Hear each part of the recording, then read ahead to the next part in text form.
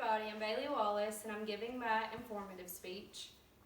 When you think of a nurse, perhaps your favorite nurse, most people would think of someone who is kind and loving. The role of a nurse is to provide health care to individuals, families, and communities.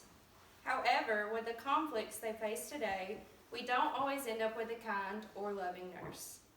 I chose the following topics because these issues happen in the hospitals and doctors' offices that we visit daily without us even knowing. Nurses' compensation seems to affect nurses all over the United States, regardless of age, race, or gender. On average, the lowest salary in the United States for registered nurses is around $40,000. The highest average is around $84,000, but it can be higher. These salaries are based on your location and your experience. For example, San Francisco. The cost of living is higher, therefore the nurses make around $91,000 a year. An average salary in Tennessee for a registered nurse, an associate's degree, is $58,562. For a bachelor's degree is $61,956. And for a master's degree is $77,370.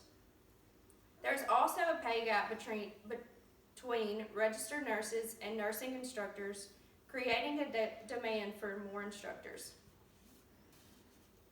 Verbal abuse, physical assault, and injuries are just a few things nurses are dealing with from patients and patients' families.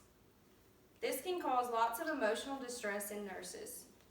Most of the violence comes from patients in the ER. Nurses are searching for help from OSHA to prevent these problems. The physical assaults can include things such as hitting, kicking, biting, spitting, and pushing. The increased physical abuse is thought to be caused by drug and substance abuse. Nurses not only experience abuse from patients, but they also experience forms of abuse from their coworkers. The most common is verbal abuse. Abuse from coworkers happens most often to young or inexperienced nurses. Because it happens so often in patients, nurses become numb to it. This can cause distrust in the workplace and can cause nurses to feel uncomfortable. A study conducted by the Institute for Employment Studies found 4 out of 5 nurses feel that the hospitals are understaffed. This can cause the nurses to not meet the patient's needs. 63% of nurses report that they are under too much pressure at work. Another 22% of nurses report that they are being overworked, that being overworked has caused mental health issues. On-call nurses can work 36 to 48 hours straight.